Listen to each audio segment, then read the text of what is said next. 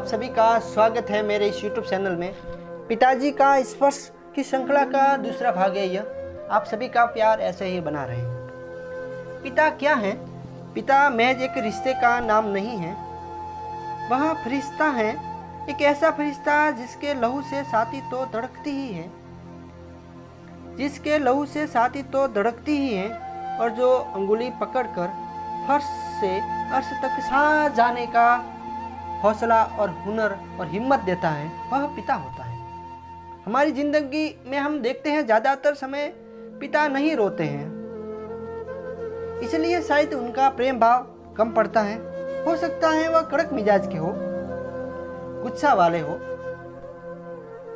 लाड़ नहीं कर सकते हो या कम करते हो, लेकिन पापा जस्ट लाइक ए कोकोनट, जो बाहर से कड़क और अंदर से सॉफ्ट होते हैं। माँ की आंखों में नीला आसमान होता है ना, तो बाप की आंखों में बद्यान का सूरज होता है।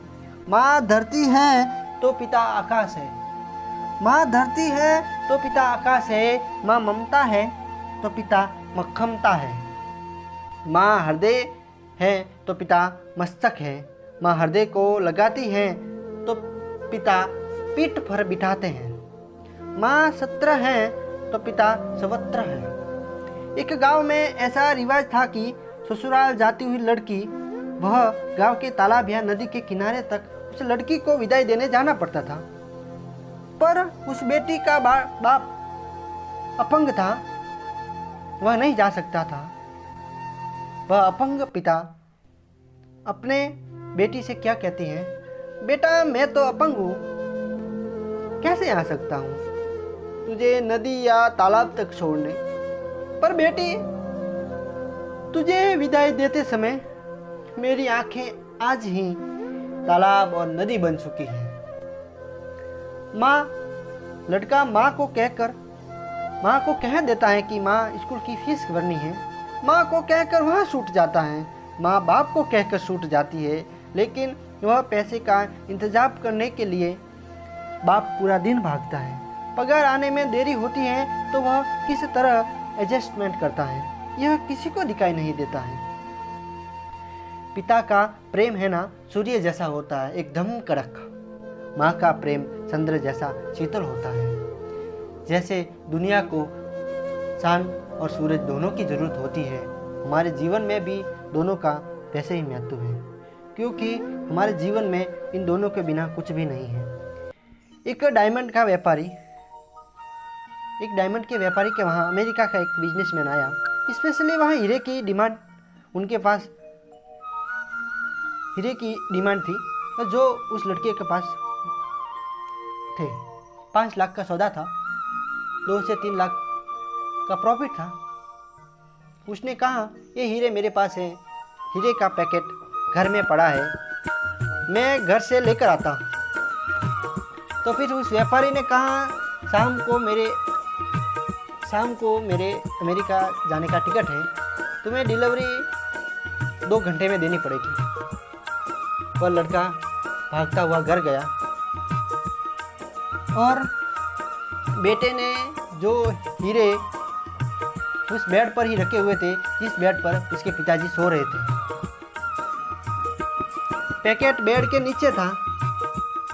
वो देखा कि पापा तो उस बेड के ऊपर सो रहे हैं, उनको उठाएंगे तो वो डिस्टर्ब हो जाएंगे।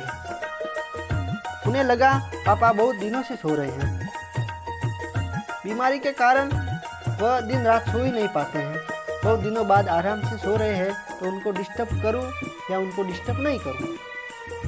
बेटा बड़ा असमंजस की स्थिति में था कि उसे क्या करना चाहिए। डिस्टर्ब करता तो पिताजी की नींद खराब होती, और डिस्टर्ब नहीं करता तो उनके 2-3 लाख का प्रॉफिट चला जाता।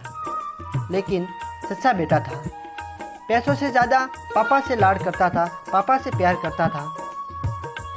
तो उसने कुछ नहीं किया, वहाँ से निकला और दुकान पर जा पहुँचा और व्यापारी से कहा, हीरे का पैकेट।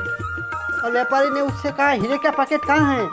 उसने कहा, सॉरी सर, नहीं दे सकता। अरे अभी तो तुमने कहा था घर पे पड़ा है, क्या हुआ फिर? आपने दिया ही नहीं, दोपहर को निकलना है, आप ला कर दो। तो उसने कहा सॉरी सर, तो फिर नहीं दे सकता। आप शाम तक रुक जाइए तो मैं आपको हीरे का पैकेट दे सकता हूँ। व्यापारी ने कहा हुआ क्या? फिर आप तो घर गए थे पैकेट लेने, वो पैकेट लेकर नहीं आए। तो उसने कहा जिस बेड पर हीरे के पैकेट पड़ा है उस बेड पर मेरे पापा सो रहे थे और उनको डिस्टर्ब करता तो शायद उनकी नींद टूट जाती। मेरे पापा की नींद में मुझे खलल नहीं डालना है। तो फिर उसने कहा ये 2-3 लाख का प्रॉफिट। तो उसने कहा मेरी पापा की नींद के आगे उसका कोई महत्व नहीं है। ये एक सच्चा बेटा था, मुझे लाख लाख वंदन ऐसे बेटे को। धन्यवाद।